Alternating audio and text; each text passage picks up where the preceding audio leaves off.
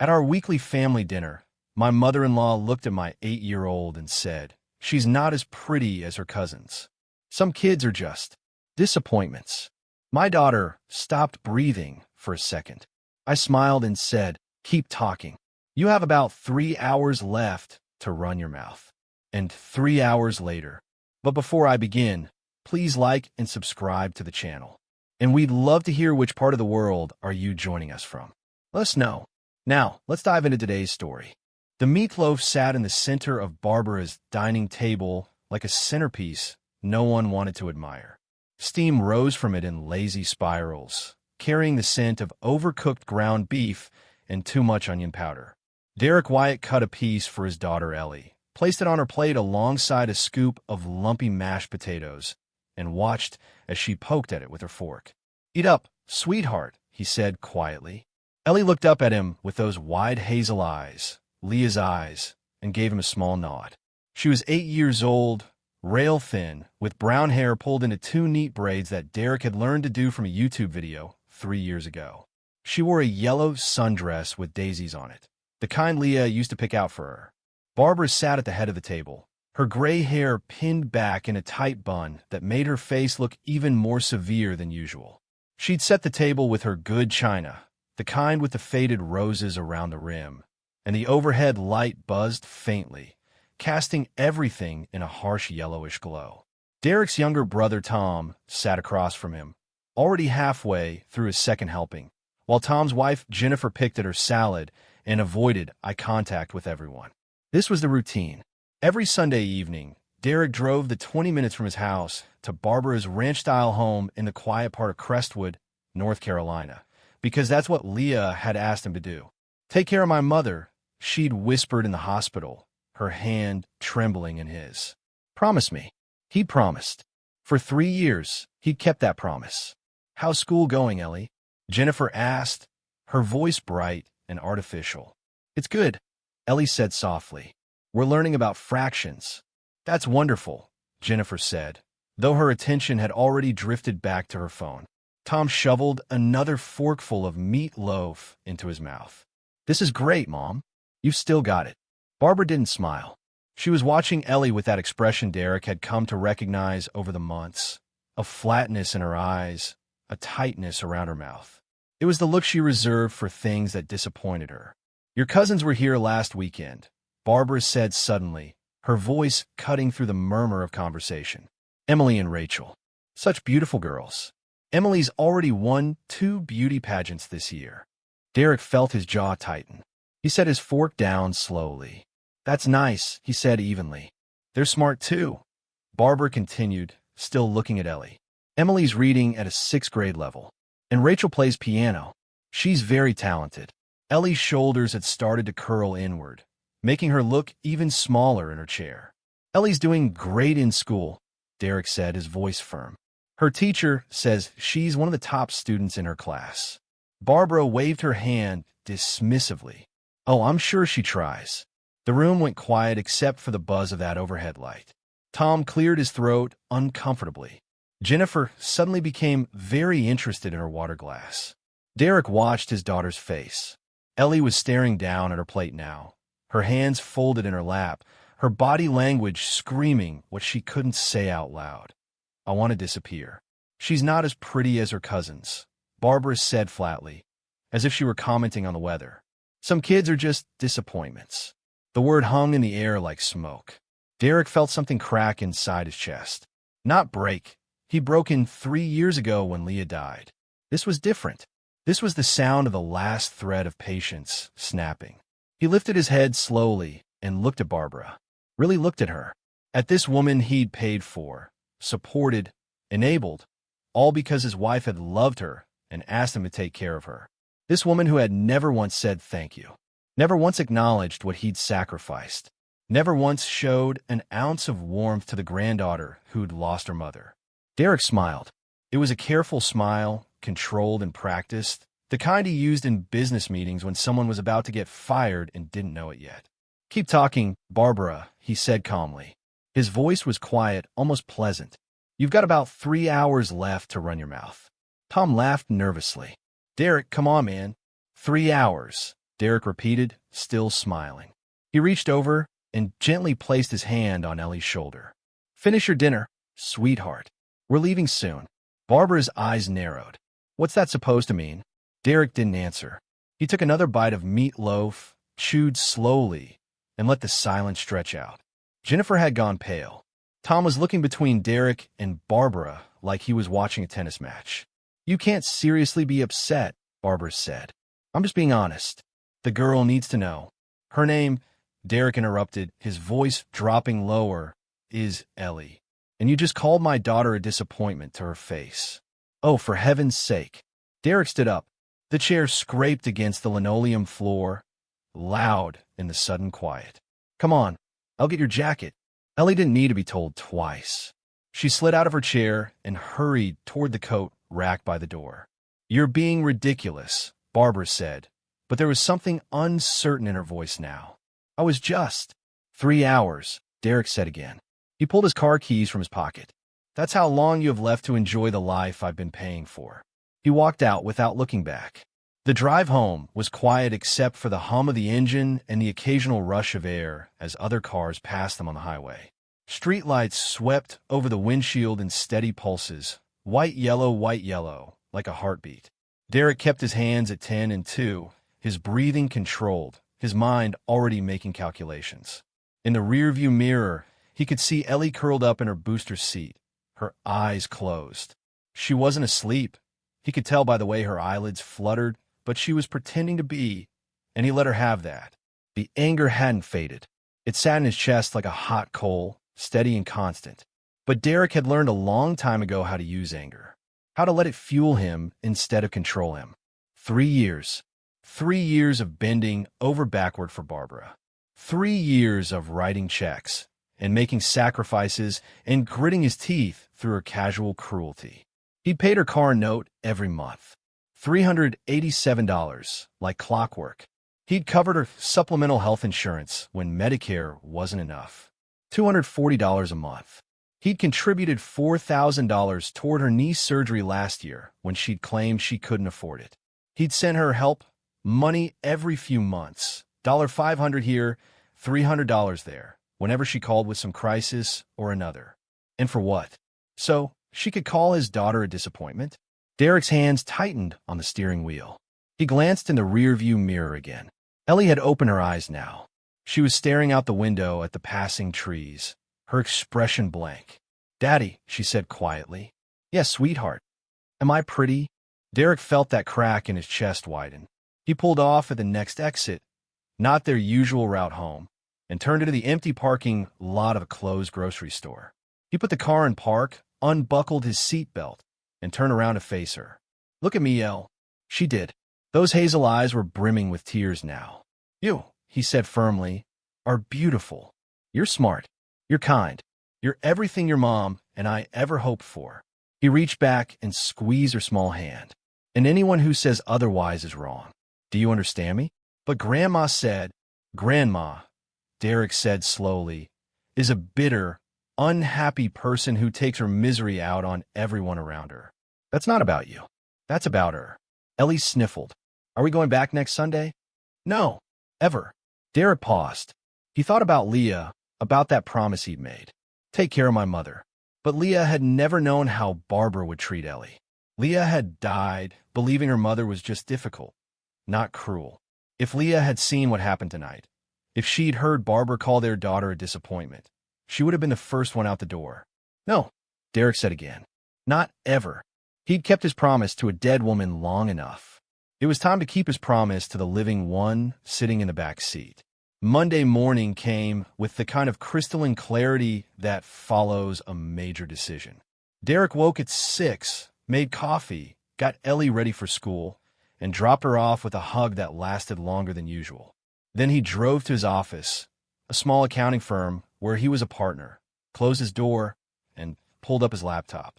First, he opened his banking app. Barbara's car payment was set to auto-draft on the 15th of every month. Derek navigated to the scheduled payments section and hit cancel. The confirmation popped up immediately. Payment canceled. Next, the supplemental health insurance. He called the insurance company, navigated through the phone tree, and finally reached a representative.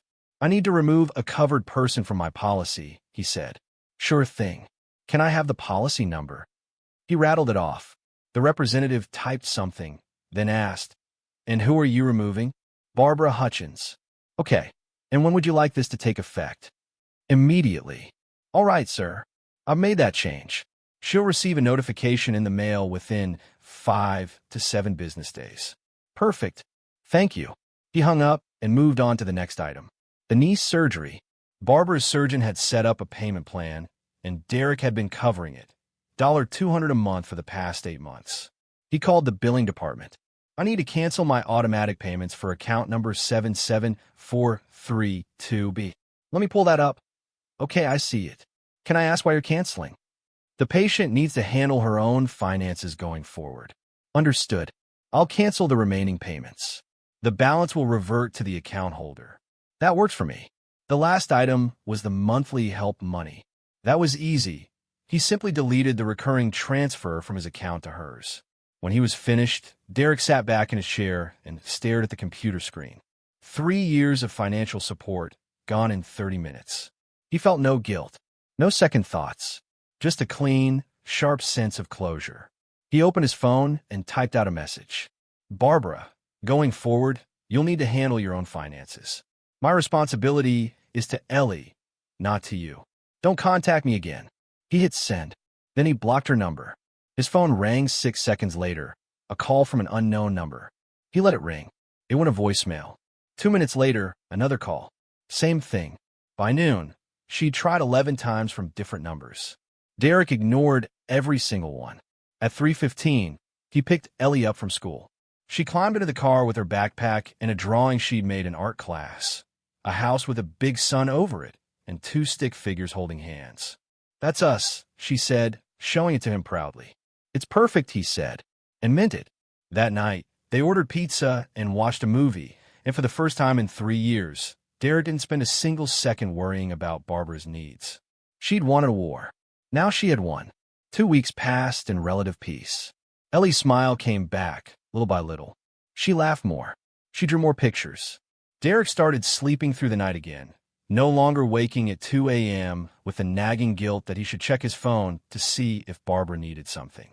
Then, on a Tuesday afternoon, Derek came home from work to find Barbara standing on his front porch. She was wearing a navy blue pantsuit that looked like she'd borrowed it from someone else, too big in the shoulders, too long in the sleeves. Her hair was down for once, framing her face in a way that made her look older and somehow more fragile. But her eyes were hard. "We need to talk," she said. Derek closed his car, door slowly. "No, we don't." "Yes," she insisted, stepping forward. "We do. You can't just cut me off like that, Derek. I have bills. I have responsibilities. I don't care what you need." Barbara blinked. "Excuse me."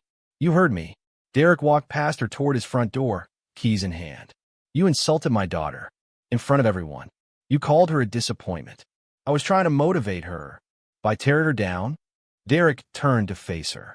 "What kind of motivation is that?" "She needs to know that life isn't easy," Barbara said defensively. "That she has to work harder than other kids if she wants to succeed. She's 8, and she needs to be prepared. She needs," Derek said, his voice dropping to something cold and final, "to be around people who love her. You're not one of those people." Barbara's face hardened. "You're being irrational. You're emotional. You're making decisions based on anger instead of logic." "I'm making decisions," Derek corrected, "based on what's best for my daughter, which is something I should have done 3 years ago. Leah would be ashamed of you." The words hit like a slap. Derek felt his chest tighten, but he didn't flinch, didn't look away. "Leah," he said quietly, "would be ashamed of you for treating her daughter the way you have." Barbara opened her mouth, closed it, opened it again. "You're being cruel." "No," Derek said. "I'm being a parent. Now get off my property." Barbara's expression shifted then. The false vulnerability dropped away, replaced by something sharper. Something calculating. "You're not stable," she said slowly. "You're raising a little girl alone. You're clearly struggling. Anyone can see that." Derek felt a cold thread of warning run down his spine. "What are you saying?" Barbara straightened her shoulders. I'm saying that Ellie deserves better than this. Better than an unstable single father who flies off the handle over nothing. She deserves stability, love, structure. She has all of that. Does she? Barbara tilted her head. Because from where I'm standing, it looks like you're failing her. And I think a judge might agree. Derek stared at her. You're threatening me. I'm stating facts, Barbara said. Ellie would be better off with me. I have time. I have experience. I have a stable home environment. Derek laughed once. The sound was harsh and humorless. You have a home environment I paid for, that you can no longer afford. I'll manage. No, Derek said. You won't. And you definitely won't have Ellie. Barbara's face twisted into something ugly. We'll see about that. She turned and walked down the porch steps, her footsteps sharp against the concrete. Derek watched her get into her car, a Honda Civic that he'd been paying for until 2 weeks ago, and drive away. He stood there for a long moment, breathing slowly, forcing his heart rate to settle. Then he pulled out his phone and made a call. Harlan and Associates, a crisp voice answered. I need to speak with Dana Harlan, Derek said. Tell her it's Derek Wyatt. Tell her it's urgent. The law office of Harlan and Associates occupied the second floor of a brick building downtown, sandwiched between a coffee shop and a real estate agency. Derek sat in the waiting room, his leg bouncing slightly, while smooth jazz played softly from hidden speakers. The walls were decorated with framed degrees and photographs of Dana Harlan shaking hands with various local politicians and community leaders. Mr. Wyatt? A woman in her mid-40s appeared in the doorway. She had short dark hair, sharp features, and the kind of direct gaze that made Derek feel like she could read his tax returns from across the room. I'm Dana Harlan. Come on back. Her office was tidy and efficient. 2 walls were lined with law books. The third had a large window overlooking Main Street, and the fourth displayed more framed credentials. She gestured to a chair across from her desk, and Derek sat. You said on the phone it was urgent, Dana said, pulling out a legal pad. Tell me what's going on. Derek told her everything. The dinner, the insult, the years of financial support, Barbara's visit to his house, and her threat about custody. Dana listened without interrupting, occasionally making notes, her expression neutral. When he finished, she set down her pen and looked at him directly. How serious do you think she is? Very, Derek said. She meant every word. Dana nodded slowly. Okay, first thing you need to understand, custody cases involving grandparents are real, and they can be difficult. She'll likely file a petition claiming you're unfit, that she can provide a better environment, that Ellie's welfare is at stake. But that's insane. I'm her father. I've taken care of her since Leah died. I've done everything right. I believe you, Dana said. But belief isn't evidence. If Barbara files a petition, we'll need to prove in court that you're fit and that she's not the better option. She leaned forward. So my question is, can you prove it? Prove what? That you've been supporting her financially. That you're a good father. That she's been the problem, not you. Derek felt a surge of confidence. Yes, I kept everything. Bank statements, receipts, canceled checks. I have documentation going back 3 years showing every payment I made on her behalf. Dana's expression shifted slightly. Approval, maybe, or relief. Good. That's very good. What about witnesses? People who can testify to your character as a father. Ellie's teacher, her pediatrician, the parents of her friends from school. Perfect. And witnesses who saw Barbara's behavior toward Ellie. Derek hesitated. My brother and his wife were at the dinner. They heard what she said. Will they testify? I don't know. They might not want to get involved. Dana made a note. We'll work on that. What about the dinner itself? Did you record it? Derek felt his stomach sink. No. Okay. Dana tapped her pen against the pad. Here's what's likely to happen. She'll file the petition within the next week or 2. You'll be served with papers. Then we'll have a preliminary hearing where a judge will determine if there's enough cause to proceed. If the judge thinks her claims have merit, we'll move to a full custody hearing. And if she wins, she won't, Dana said firmly. But we need to be prepared. I'll draft a response to her petition as soon as we receive it. In the meantime, I want you to gather every piece of documentation you have. Bank records, medical records, school records, photos, emails, text messages. Anything that shows you're responsible, involve parent. I can do that. One more thing, Dana said. Do not engage with her. If she contacts you, don't respond. Don't argue. Don't defend yourself. Everything from here on out goes through me. Derek nodded. Understood. He left the office feeling simultaneously better and worse. Better because he had representation. Worse because the situation was now officially real. The petition arrived 5 days later. Derek found it tucked inside a manila envelope that had been left on his doorstep by a process server. He opened it standing in his kitchen, Ellie at school, the house quiet except for the hum of the refrigerator. Petition for emergency custody. Barbara Hutchins, petitioner versus Derek Wyatt, responded. His eyes scanned the document. Each line felt like a punch. Petitioner alleges that respondent is emotionally unfit to care for the minor child. Petitioner alleges that respondent is financially irresponsible and has failed to maintain stable housing and employment.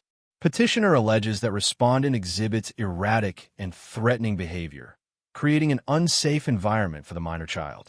Petitioner requests temporary custody pending a full hearing. Derek read it twice, then a third time. The lies were so blatant, so absurd, that part of him wanted to laugh.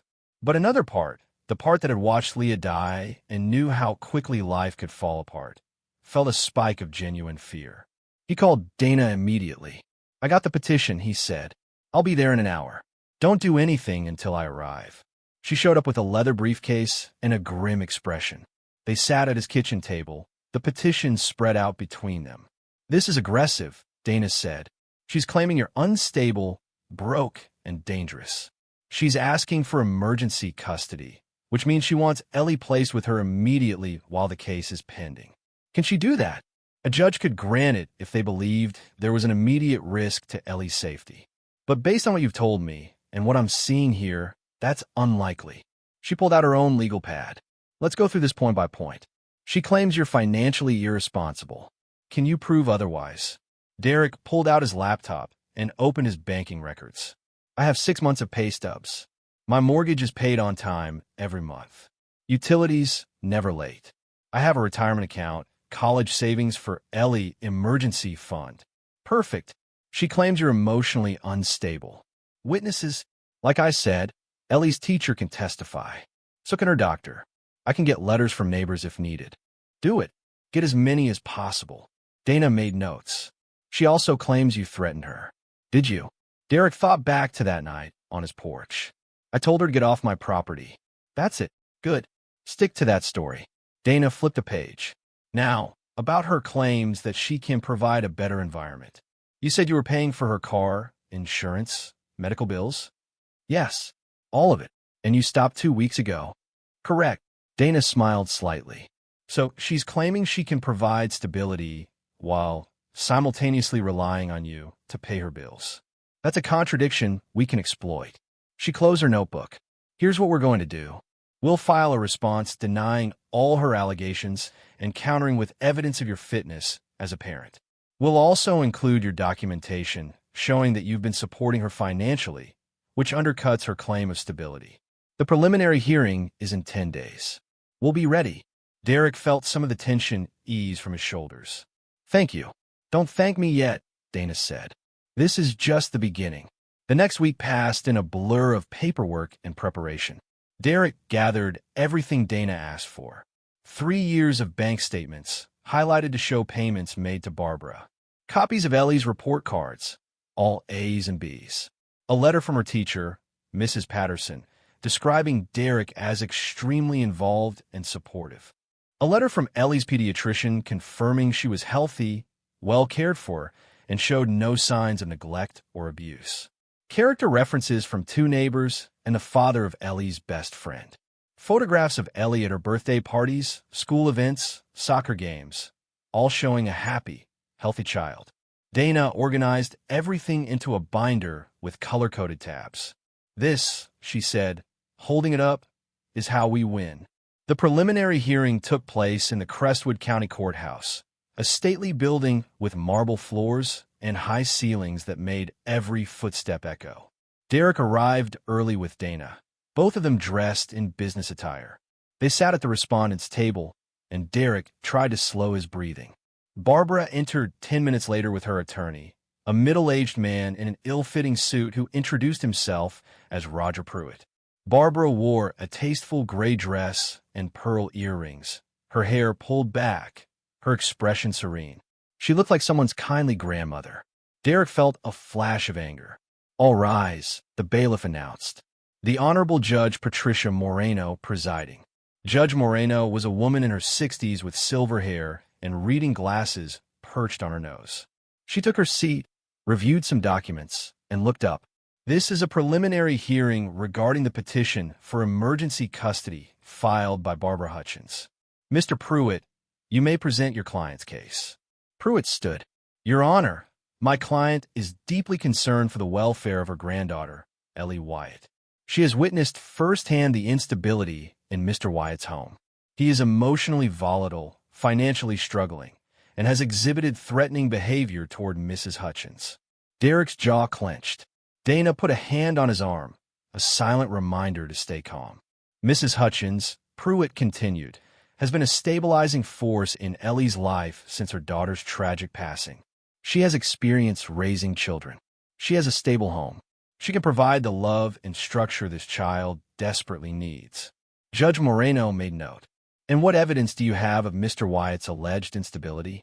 "Mrs. Hutchins will testify to his erratic behavior, Your Honor. Additionally, she has financial records showing that Mr. Wyatt has been unable to maintain consistent support for even his own family." "I see." Judge Moreno turned to Dana. "Ms. Harlan?" Dana stood smoothly. "Your Honor, the petitioner's claims are not only unfounded, they're contradicted by the evidence. Mr. Wyatt is a successful accountant with a stable income, a mortgage he's never missed, and a documented history of excellent parenting. We have letters from Ellie's teacher and pediatrician, both of whom attest to his fitness as a father. And the allegations of threatening behavior? Unfounded," Dana said. "Mr. Wyatt asked Mrs. Hutchins to leave his property after she appeared uninvited. That is not a threat, that's a boundary." Judge Moreno looked at Barbara. "Mrs. Hutchins, can you provide specific examples of threatening behavior?" Barbara stood, her voice shaky but clear. "He told me I had 3 hours to run my mouth. He was aggressive, intimidating. I was afraid." Derek felt his hands curl into fists under the table. "Context, Your Honor," Dana interjected. "Mrs. Hutchins had just insulted Ellie, Mr. Wyatt's 8-year-old daughter, by calling her a disappointment. His response was restrained, considering the circumstances." "Do you have proof of this alleged insult?" Judge Moreno asked. "Witnesses," Dana said. "Mr. Wyatt's brother and sister-in-law were present." Pruitt stood again. "Your Honor, even if that's true, it doesn't justify." "I'll decide what it justifies, Mr. Pruitt." Judge Moreno looked down at her notes. "Mrs. Hutchins, you claim Mr. Wyatt is financially irresponsible. Can you provide documentation?" Barbara glanced at Pruitt, who nodded. "Your Honor, my client has been assisting Mr. Wyatt financially since his wife's death. She's been helping with bills, groceries." "That's a lie," Derek said before he could stop himself. Dana shot him a warning look. Judge Moreno raised an eyebrow. "Mr. Wyatt, you'll have your chance to speak." "I apologize, Your Honor," Derek said. "But it's important you know, I've been supporting her, not the other way around." "And you have proof?" Dana opened the binder. "We have 3 years of bank records showing regular payments from Mr. Wyatt to Mrs. Hutchins. Car payments, insurance premiums, medical expenses. We're talking thousands of dollars." Judge Moreno held out her hand. Dana passed over a stack of highlighted statements. The judge reviewed them in silence for what felt like an eternity. Finally, she looked up. "Mrs. Hutchins, these records show Mr. Wyatt making consistent payments to you. Can you explain?" Barbara's face had gone pale. "He wanted to help. I didn't ask, but you accepted." "Well, yes, but—" "And you're now claiming that you're in a better financial position to care for this child than the man who's been supporting you." Pruitt jumped in. "Your Honor, my client's financial situation has stabilized." "As of when?" Judge Moreno asked sharply. Silence. The judge set down the papers. "I'm not seeing sufficient evidence of immediate danger," to warrant emergency custody. However, given the seriousness of the allegations, I'm ordering a full custody hearing to take place in 3 weeks. Both parties will have the opportunity to present their full cases at that time.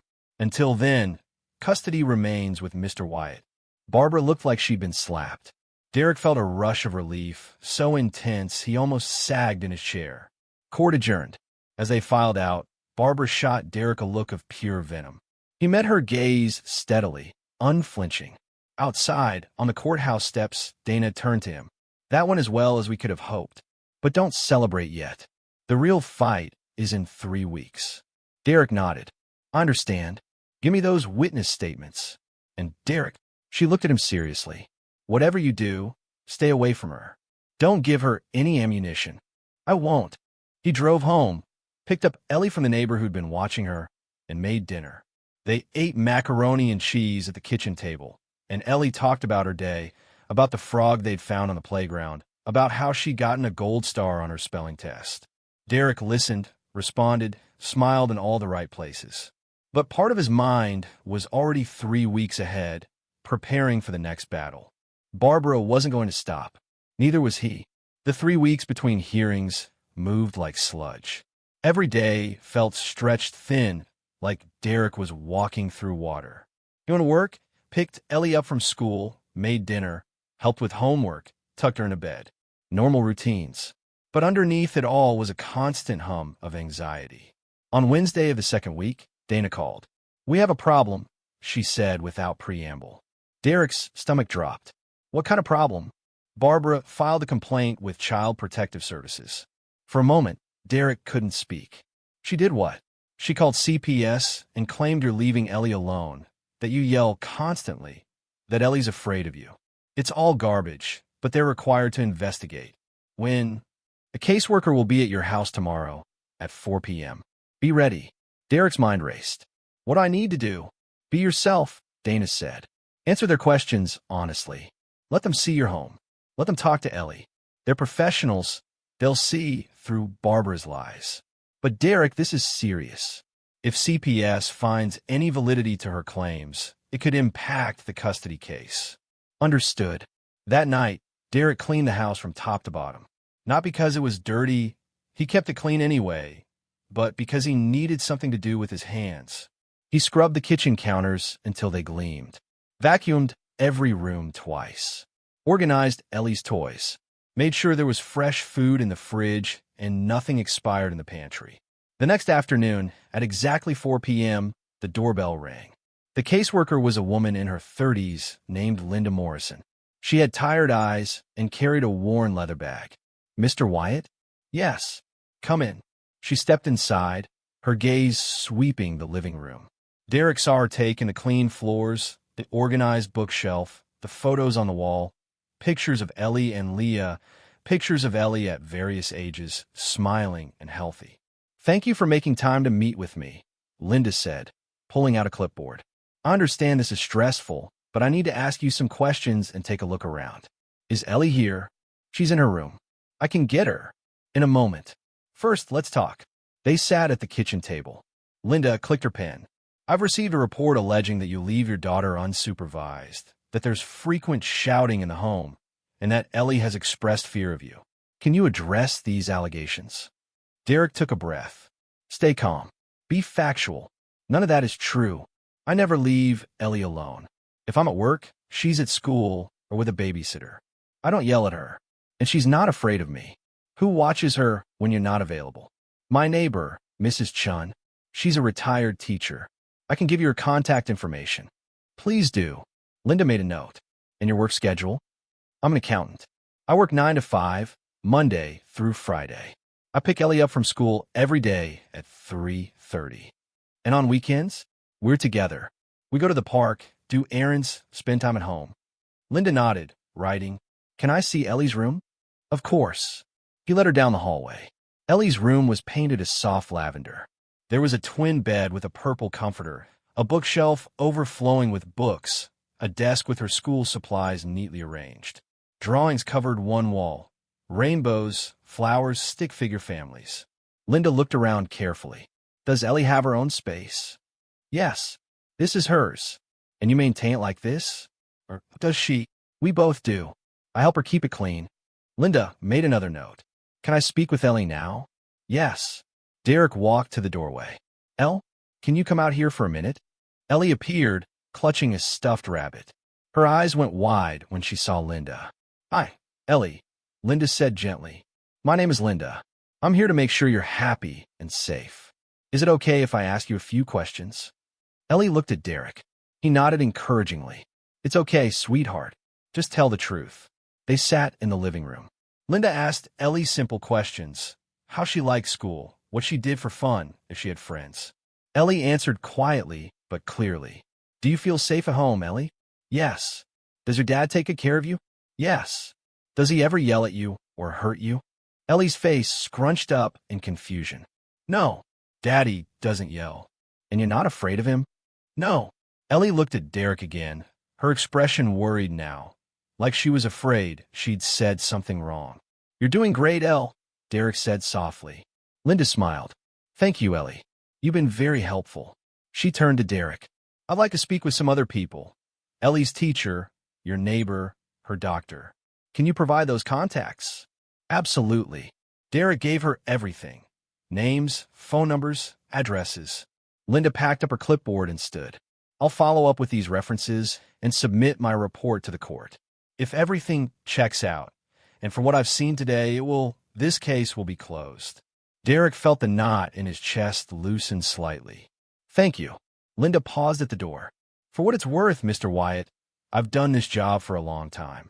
I can tell when a child is scared or neglected. Your daughter is neither. She's happy. She's healthy. She loves you. Whatever's happening with the person who filed this report, don't let it distract you from that. After she left, Derek sat on the couch with Ellie curled up next to him. His hands were shaking slightly, adrenaline finally leaving his system. Did I say the right things, Daddy? You said perfect things. You told the truth. Why was she here? Derek considered lying, then decided against it. Ellie was smart. She deserved honesty. Grandma told some people that I wasn't taking good care of you. The lady came to check if that was true. Ellie's eyes went wide. But that's not true. You take really good care of me. I know. And now she knows too. Ellie was quiet for a moment. Then, in a small voice, why does Grandma hate us? Derek's heart cracked. He pulled her closer. She doesn't hate us, sweetheart. She's angry. And when people are angry, sometimes they do things that hurt other people. Are you angry? Sometimes. But I never let it make me hurt you. That's the difference. 3 days later, Dana called with the update. CPS closed the case. Linda Morrison's report was glowing. She said you're an exemplary parent and that the allegations were baseless. Derek exhaled. Thank God. Better than that. This report will be submitted as evidence in the custody hearing. It's going to destroy Barbara's credibility. The full custody hearing was scheduled for Friday.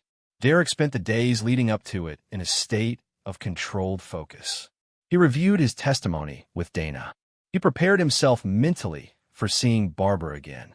He made sure Ellie was settled with Mrs. Chun for the day. Friday morning arrived cold and bright. Derek put on his best suit. Charcoal gray, crisp white shirt, navy tie.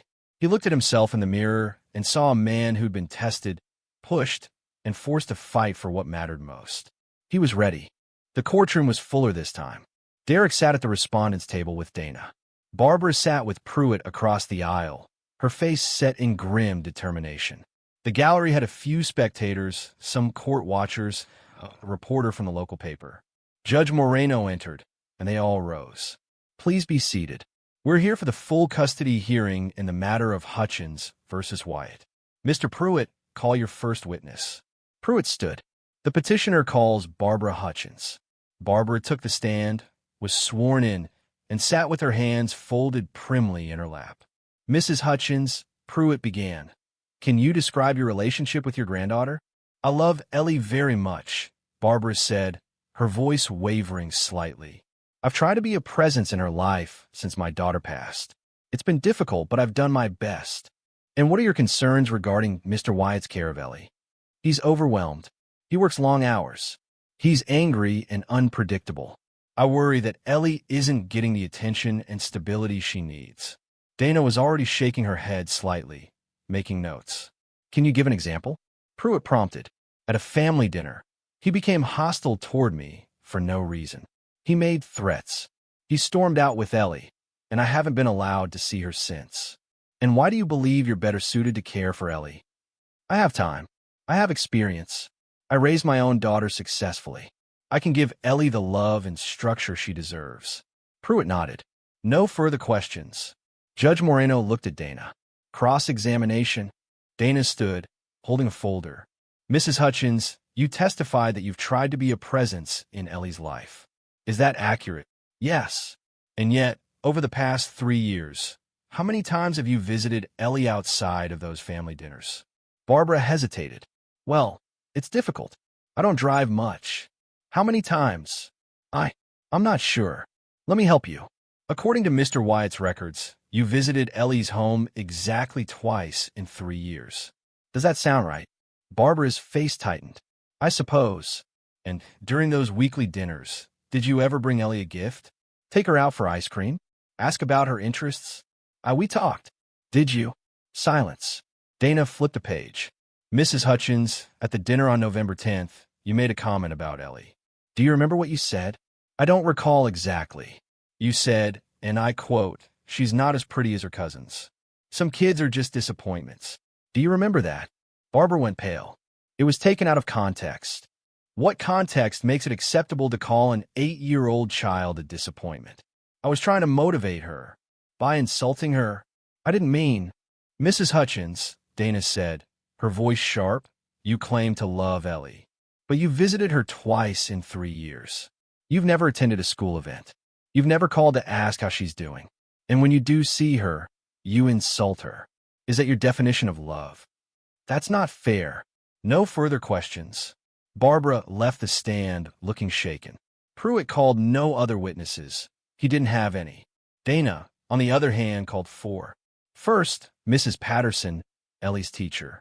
She testified that Derek was involved, attended every parent-teacher conference, volunteered for field trips, and that Ellie was thriving academically and socially.